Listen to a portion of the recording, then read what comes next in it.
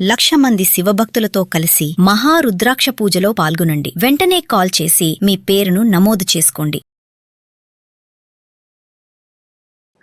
నమస్తే రమగారు. నమస్తే జయ. రమగారు, చిన్నపిల్లలు మనము కొట్టినప్పుడు కానీ ఏదైనా ఒక సందర్భం వచ్చినప్పుడు దెబ్బకి దెయ్యం వదులుతుంది అంటాం.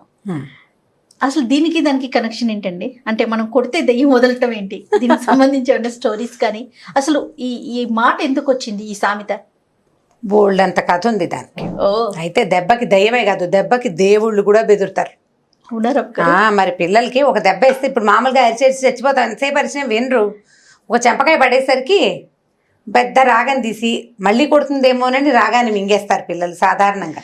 కాకపోతే పదే పదే కొడుతున్నాం అనుకో, దెబ్బకి ఏమి భయం ఉండదు. రేర్గా పడే ఒక దెబ్బ భయపెడుతుంది. కానీ చిట్టి పొట్టి దెబ్బలేస్తారు జయ. ఏమిటో ప్రతిసారి చెప్పాలనుకుంటా, ఈ వాక్యం చెప్పేసేయాలి ఇప్పుడు. చెప్పండి. చిట్టి పొట్టి దెబ్బలేస్తే పిల్లలు చిక్కిపోతారు. ఇప్పుడు అటెళ్తూ ఇటెళ్తూ ఒక దెబ్బ అలా కొట్టకూడదు. చిన్న చిన్న దెబ్బలతోటి పిల్లలు సన్నబడిపోతారు. ఎందుకు రమ్మగారు? అది అట్లా అంటారు, చిట్టి పొట్టి పెద్దవాళ్ళు చెప్తారు. నిజమే ఆ మాట. ఎప్పుడు చిట్టి పొట్టి దెబ్బలు తగులుతూ ఉంటే పిల్లలకి అదురుతారు కదా. ముద్దుకి కొడుతున్నారని ముద్దు కాదు, సీరియస్ గానే ప్రతి చిన్నదానికి ప్రతి విషయానికి ఓ మొట్టికాయ, ఓ చెంపకాయ, ఓ దెబ్బ వేయటం అలా కాకుండా అసలు ఏం అనొద్దు. కొడితే సడన్ గా ఒకసారి ఒక పెద్ద దెబ్బ పడాలి. ఈ చిట్టి పొట్టి దెబ్బలు వేయకూడదు, దాంతో పిల్లలు చిక్కిపోతారు. మీరు కొట్టేవారా రమ్మగారు పిల్లల్ని? నేను గట్టిగా ఒక దెబ్బ ఖచ్చితంగా పడుతుంది జయ. చిట్టిపొట్టి దెబ్బలు నేను కొట్టను. ఇప్పుడు కూడా మా వాళ్ళకి మొట్టికాయలు పడుతూనే ఉంటాయి. నాకు బాగా కోపం వస్తే, అంటే వాడు మాట వింటలేదు అనుకో, జుట్టు బాగా అందుతాయి మా పిల్లలు ఇద్దరివి. జుట్టు పట్టుకుంటాను, నాకు జుట్టు పట్టుకుని అది ముద్దు తిట్టడానికి కూడా అదే పద్ధతి. నెత్తి మీద మొట్టికాయలు వేస్తూనే ఉంటాను. అంటే ఎవరు అందితే వాళ్ళకి మొట్టికాయలు పడుతూ ఉంటాయి. కాకపోతే ఈ మొట్టికాయలు వేయటం అంటే గట్టిగా కొట్టడం ఒక పద్ధతి. మనం చిన్న చిన్న దెబ్బలు కొట్టకూడదు పిల్లల్ని. కొడితే ఒకటే పెద్ద దెబ్బ. వాడికి ఆ దెబ్బ బెదురు ఉండాలి పిల్లలకి.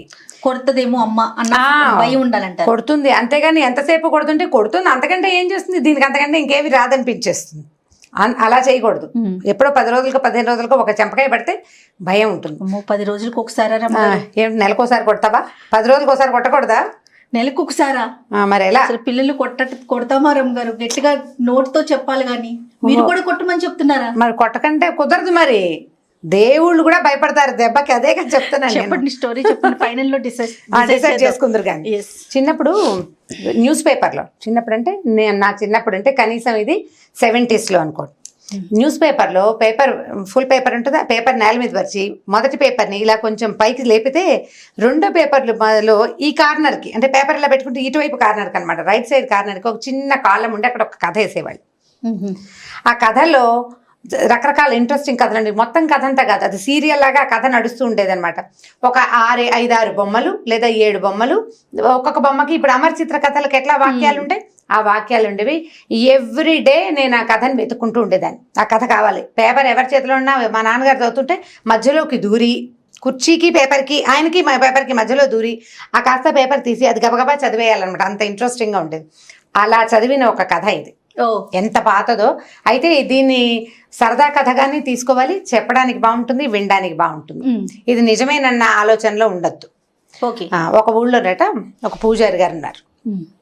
మామూలుగా పల్లెటూళ్ళల్లో ఏదో కాయ కసరు పండించుకుంటారు.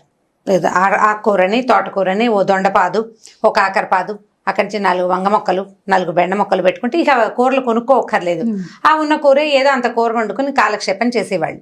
అయితే ఈ పూజారి గారి ఇంట్లో రకరకాల కూరగాయల మొక్కలు ఉన్నాయి. వాళ్ళ ఇంట్లో ఒక బ్రహ్మాండమైన కాకరపాదు ఉంది. కాకరపాదుకి ఏంటంటే స్నానాలు చేసే నీళ్లు, వేడి నీళ్లు పడితే కాకర విరగ్గాస్తుందని చెప్పేవాళ్ళు చిన్నప్పుడు. మామూలు నీళ్ళు కాదు, అక్కడ కూర్చుని స్నానం చేస్తారు ఇంకో పిల్లల స్నానాలు అవి. అప్పుడు ఏముంది, బాత్రూంలో పాడ ఏం లేవు, ఓపెన్ ఎయిర్ బాత్రూమ్సే, బయటే స్నానాలు చేసేవాళ్ళు. ఈ వేడి నీళ్లు, సునిపిండి నీళ్లు, నూనె నీళ్లు అవి తగిలితే కాకర విరగ్గాస్తుందని చెప్పేవాళ్ళు. అయితే వాళ్ళ దొడ్లో కాకర చెట్టు విపరీతంగా కాసేది, బోల్డ్ కాయలు. ఈ పూజారి గారికి ఓ 2-3 పిల్లలు ఉన్నారు. ఓ కొడుక్కి పెళ్ళయింది. చిన్నపిల్లలు ఏదో చదువుకునేవాళ్ళు. ఈ పెళ్ళి అయితే కోడలు కొత్తగా వచ్చింది. దానికి కాకరకాయ కూర మహా ఇష్టం. వీళ్ళింట్లో కూడా కాకరపాదు ఉంది, ఇంట్లో అందరికీ కాకరకాయ కూర ఇష్టం. అయితే అత్తగారు ఏం చేసేది, కాకరకాయ పులుసు కూర చేసేది. ఈ అమ్మాయికి వేపుడు ఇష్టం. వేపుడు చేసుకుందామంటే వేపుడు ఎందుకు, బోల్డ్ నూనె, అంత నూనెకి వేసుకోవడం తినడానికి మనం ఏమైనా గొప్పవాళ్ళమా, పులుసు కూరకైతే అంత తిరగమాత పెడితే సరిపోతుంది, తీయగా పుల్ల బెల్లం పెడితే పిల్లలు తినేస్తారని ఆవిడ ససేమిరా వేపుడు చేసేది కాదు. పోనీ మీరు పులుసు కూర చేసుకోండి, నేను వేపుడు చేసుకుంటానంటే 2 కూరలు వండుకునేంత గొప్పవాళ్ళమా అని ఆవిడ తిట్టేది.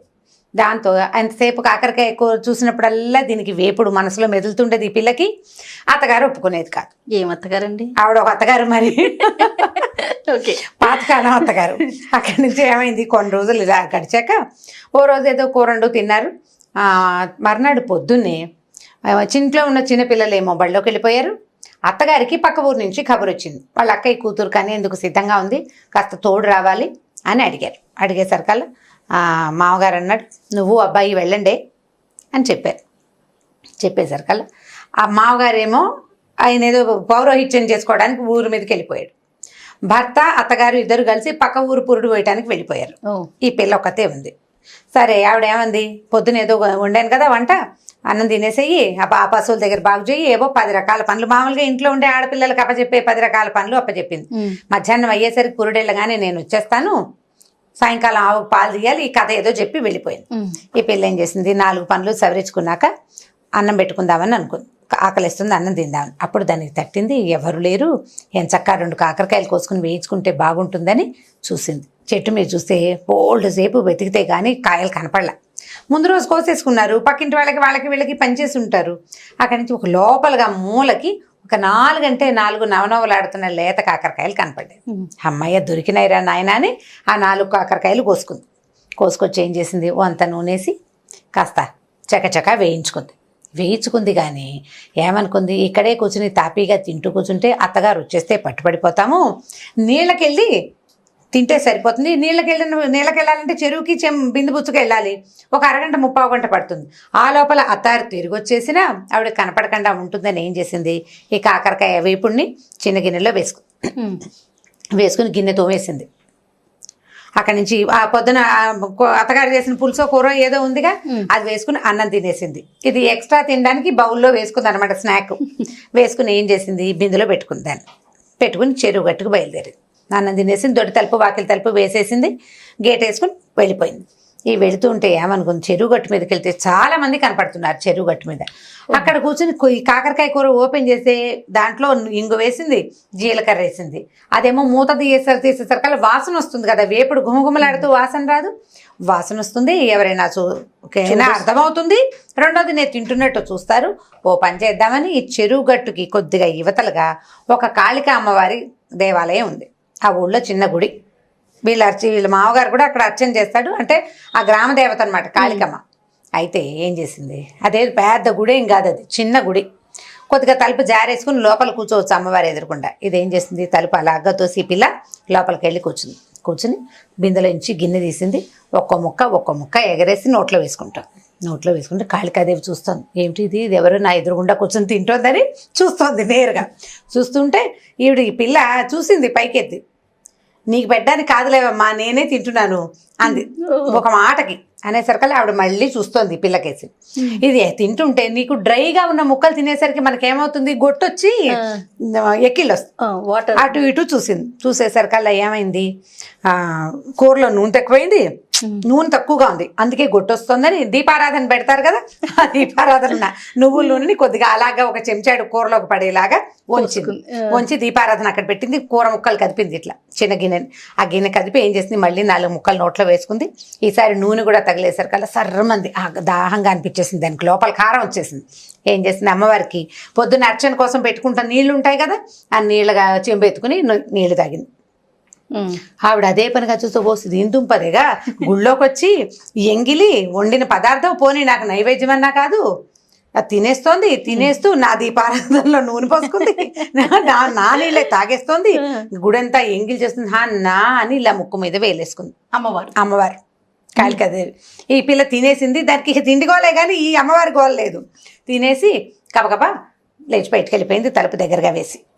అమ్మవారిని అది చూడలేదు, ఆ పిల్ల చూసుకోవాలి, ఆ కోడలు వెళ్ళిపోయింది, చెరువులోకి వెళ్ళింది, కామ్గా ఈ గిన్నె గడిగేసేసింది, మూత తుడుచుకుంది, కాసింది ఆ చెరువు నీళ్ళు ఒకటి దాగి ఓ బిందె నీళ్లు ముంచుకుని హా లా అని పాట పాడుకుంటూ ఇంటికి చేరిపోయింది.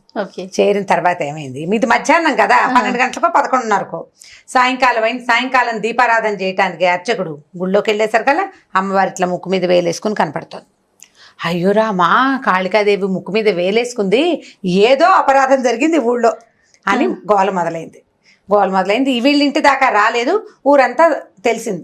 ఆ రోజులు ఏంటంటే పెందరాళ్ళే పడుకునేవాళ్ళు కదా, వాళ్ళల్లో వాళ్ళు చెప్పుకున్నారు, రేపు పొద్దున్నే చూడాలనుకున్నారు. తెల్లవారేసరికల్లా ఊరంతా పొక్కిపోయింది, అమ్మవారి ముక్కు మీద వేలేసుకుంది కాబట్టి ఇప్పుడు జాతర జరిపించి అక్కడ ఒక ఉంటాడు మరిడయ్య అని ఒక ఆయన ఉంటాడు, లేదా గురవయ్య అని ఉంటాడు. ఆ గురవయ్య ఒంటి మీదకి వచ్చి ఏం జరిగిందో చెప్తుంది అమ్మవారు. ఈ అమ్మాయి అనుకుంది కొంప మునిగిపోయింది, నిన్న నేను కాకరకాయ కూర తింటాను చూసిందో ఏమిటో, అందుకే ముక్కు మీద వేలేసుకుంది. ఇప్పుడు గురవయ్య ఒంటి మీదకి వచ్చింది అనుకో అమ్మవారు, నిజం చెప్పి ఫలానా పిల్ల ఫలానా పూజారి గారి కోడలు కాకరకాయ తిన్నది, ఎంగిల్ చేసింది, నీళ్ళు తాగింది, దీపారాధన నూనెంతా వాడేసింది అని చెప్పేస్తే ముందు ఊళ్ళో పరుగు పోవటం పక్కన పెట్టి కాకరకాయ కూర వండుకు తిన్నందుకు అత్తగారు ఏమంటుందో అని భయపడి ఈ పిల్ల ఏం చేసింది, గబగబా బిందుచ్చుకుని మంచినీళ్ళకి వెళ్తున్నానని చెప్పి గుళ్ళోకి వచ్చింది. గుడి దగ్గర జనం అంతా చేరేసరికి ఈ పిల్లంది అందరూ తలా ఒకటి వచ్చి దండాలు పెట్టుకుంటున్నారు. మా అమ్మ మా తల్లి మేకనిస్తాం, గొర్రెనిస్తాం, కోడినిస్తాం, ఏం జరిగింది ఏమిటో చెప్పు, నువ్వు ప్రశాంతంగా ఉండు, నువ్వు ముక్కు మీద వేలు తీసేయి మా అమ్మ అంటే ఏమీ లేదు, ఆవిడ అలాగే కళ్ళు పెద్దవి చేసి చూస్తుంది, ముక్కు మీద వేలు మాత్రం అలాగే ఉంది. సరే వీళ్ళు ఏమనుకున్నారు, ఎవరందరూ తలా ఒక మొక్కు చెప్పండిరా, ఏ మొక్కుకైనా అమ్మవారికి నచ్చితే వేలు తీసేస్తుంది అన్నారు. ఎవరేం చెప్పినా ఆవిడ కదలటలా అటగే పెట్టుకుంది ముక్కు మీద వేలు. ఈ అమ్మాయి ఏం చేస్తుంది, నేను కూడా చెప్తా అంటే వీళ్ళు ఏమనుకున్నారు, బ్రాహ్మర్లు పూజారి గారి కోడలు బాగా మాటకారి చక్కగా చురుగ్గా ఉంటుంది, ఇదేదో చెప్తుందంటే మీరందరూ బయటకు వెళ్ళిపోండి, నేను అమ్మవారితో మాట్లాడతానంది. వెళ్ళి నుంచుంది ఎదురుకుండా. ఏమమ్మా, నేను కాకరకాయ కూర తింటే మాత్రం నువ్వు ముక్కు మీద వేలేసుకుంటావా, ఇప్పుడు వాడు ఎవడికో ఒంటి మీదకి వచ్చి చెబితే మా అత్త నన్ను బతకనిస్తుందా, నీ సొమ్మేం పోయింది, నువ్వు హాయిగానే ఉన్నావు, అత్తలేదు ఆడపడిచిపోరలేదు, నీకు అత్తగారు ఉంటే తెలిసేది, తీ ముక్కు మీద వేలంది. ముక్కు మీద వేలు తీసేయి, ఇప్పుడు నువ్వు చెప్పావో గురవై ఒంటి మీదకి వచ్చి నువ్వు చెప్పావా నేను చచ్చానే, మా అత్తగారు నన్ను బతకనివ్వదు, నీకు అత్త లేదు ఆడపడుచు లేదు, నీకు ఎలా తెలుస్తుంది నా నొప్పి, నీకు కూడా ఒక కూర అంటే ఇష్టమయ్యి వాళ్ళు వండుకొని ఇవ్వకుండా చేస్తే అప్పుడు కదా నీకు తెలిసేది నొప్పి, తీ ముక్కు మీద వేలు నువ్వు అనేసరికల్లా ఆవిడ అలాగే చూస్తుంది, ముక్కు మీద వేలు తీల. ఇక ఈ పిల్ల కేకలేసింది, చెప్పింది, ఏం చెప్పినా ఆవిడ మాత్రం కళ్ళు అలాగే ఉనిమి చూస్తుంది, ముక్కు మీద వేలు మాత్రం తీట్లా. పిల్ల ఒళ్ళు మండిపోయింది. ఏంటి నువ్వు, నీ గద్దరితనం ఏమిటమ్మా నాకు అర్థం కాదు, నేను కూర వండుకు తింటాను తప్పైతే నువ్వు ముక్కు మీద వేలేసుకోవడం కూడా తప్పే, పాపం పిల్ల పుట్టింట్లో చక్కగా వేయించుకు తినేది, ఇక్కడ పులుసు కూర తినాల్సి వస్తుంది అన్న ఆలోచన లేదు చూడు, నువ్వేం తల్లివి, ఉండు నీ సంగతి చెప్తానని బిందె పట్టుకెళ్ళింది కదా, బిందెలో ఒక గుండ్రాయి పట్టుకెళ్ళింది, ఇంట్లో ఇచ్చి ఆ గుండ్రాయి అవుతుంది, వేలు తీస్తావా ముక్కు పచ్చడి చేయమన్నావా తీ ముందు అనగానే ఆవిడేమనుకున్నా, దీంతో పదక ఇది అంత పని ఇంత పని చేస్తుంది, ఎందుకంటే అది చేసిన పనే అలాంటిది, పైగా 2 మనుషులు ఉంటే వాళ్ళందరినీ బయట నుంచోబెట్టి ఇలా పోట్లాడుతుందంటే ఇది ఆ పనైనా చేస్తుందని ముక్కు మీద వేలు తీసేసింది కామ్గా ఆవిడ. దీంతో పెట్టుకోకూడదు, సరేలే అత్తగారు పాపం కూర తినివ్వట్లేదు, ఏదో చేసుకుంది దాని మాట కరెక్టే కదా అని ఆలోచించుకుని కాళికాదేవి ముక్కు మీద వేలు తీసి కామ్గా చేయి కిందకి పెట్టుకుంది. ఈవిడ అమ్మ ఏం చేసింది, తీసేసిందని అందరికీ చెప్పింది, అందరూ వచ్చి చూశారు. చూడంగానే అమ్మ పూజారి గారి కోడలు ఎంత భక్తురాలు, అమ్మవారితో నేరుగా మాట్లాడి ముక్కు మీద వేలు తీయించేసింది అని చెప్పి ఇక ఆ పిల్లని ఇక మామూలుగా కాదు, నువ్వే రోజు అమ్మవారికి వచ్చి పూజ చేయాలమ్మాయి అని చెప్పి ఇక ఎంతో ముద్దుగా చూసేశారు. అత్తగారు కూడా తన కోడలు ఎంత మహాభక్తురాలో తెలుసుకుని అప్పటి నుంచి దానికి ఇష్టమైన కాకరకాయ వేపుడే వండి పెడుతూ అమ్మవారి ప్రధాన గణంలోకి ఈ పిల్లని చేర్చేశారనమాట. ఆ అమ్మాయి కూడా అప్పుడు ఆ క్షణానికి తను తప్పించుకోవాలి కాబట్టి అమ్మవారితో పోట్లాడింది, కానీ అది భక్తి కాకపోవడం ఏం లేదు దానికి. ఆ తర్వాత నుంచి అమ్మవారిని నిత్యం చక్కగా సేవించుకుంది. పూజారి కూడా బాగా, ఈ పిల్ల ఏముంది రోజు గుళ్ళోకి వచ్చి పూజ చేసే వాళ్ళకి సంపద ఆటోమేటిక్గా వస్తుంది. తర్వాత వాళ్ళ కుటుంబం బాగుపడింది. కాకరకాయ ముక్కల ద్వారా ఈ పని చేసింది అనమాట. ఆవిడకి భయం వేసింది కదా, దెబ్బ అంటే దెబ్బ దేవుడికి కూడా గురువే. ఎప్పుడు మనం మామూలుగా తెలుగులో చెప్తారు, సామెతలు చెప్పుకుంటామా, సంస్కృత సామెతలు కూడా కొన్ని మనం చెప్తాం. దండం దశగుణం భవేత్ అని. దండం అంటే ఒక దెబ్బ 10 రకాలుగా పనిచేస్తుంది. ఈ మధ్య వాట్సాప్లో ఎవరో ఒక వీడియో పెట్టారు, వాట్సాప్లో కాదనుకుంటా ఫేస్బుక్లో. ఒక ఆయన చిన్న పిల్లని పక్కన కూర్చోబెట్టుకుని అన్నం ప్లేట్లో పెట్టుకుంటాడు. తన చేతిలో ఒక బొమ్మ ఉంటుంది, ఆ బొమ్మకి అన్నం తినిపించడానికి ట్రై చేస్తాడు. ఆ బొమ్మ తిందు, ఆ కర్ర తీసి టపా టపా టపా కొడతాడు ఆ బొమ్మని. తర్వాత ముద్ద తీసి పిల్లకి పెడితే పిల్ల కిక్కురు మనకండా తినేస్తుంది. దాన్ని కొట్టాడు నన్ను కొడతాడు అని అర్థమవుతుంది కదా. మనం ఒకళ్ళని కొడితే రెండో వాళ్ళు భయపడతారు కదా. కాబట్టి ఈ దండానికి ఎవరైనా బెదరవలసిందే. దయ్యం బెదిరే కథ కూడా ఇంకొకటి ఉంది, నెక్స్ట్ టైం చెప్తాను మీకు. చాలా బాగుంది రామ్ గారు, చాలా ఫన్నీగా ఉంది, చాలా ఇంట్రెస్టింగ్ గా ఉంది కూడా. ఎంత పాత కథ, నేను 3rd క్లాస్ ఏమో ఈ కథ చదివే నాటికి. ఈ కథ సగం మర్చిపోయాను నేను. ఈ మళ్ళీ ఎలా గుర్తుకొచ్చింది మీకు? మా అక్కయ్యని, మాకు అక్కయ్యలు లేరు, మాకు రన్నింగ్ లైబ్రరీస్, వాకింగ్ లైబ్రరీస్ ఉన్నాయి మా దగ్గర. నేను మా అక్కయ్యని ఏమిటంటే మా అక్కయ్యకి బాగా గుర్తులేదు, ఇద్దరం కలిసి 4-5 సార్లు చెప్పుకున్నాక ఇంకా స్ట్రైక్ అయింది అనమాట. దీన్ని వంకాయ కూర అని చెప్పే ఊళ్ళలో, కొన్ని ఊళ్ళలో వంకాయ కూరగా కూడా చెప్తారు. ఆ పేపర్ లో వచ్చింది మాత్రం కాకరకాయ వేపుడే అనమాట. కాకరకాయ వేపుడు. సూపర్. చాలా బాగుంది రామ్ గారు. ఇంకొక వీడియోతో మళ్ళీ కలుద్దాం. నమస్తే.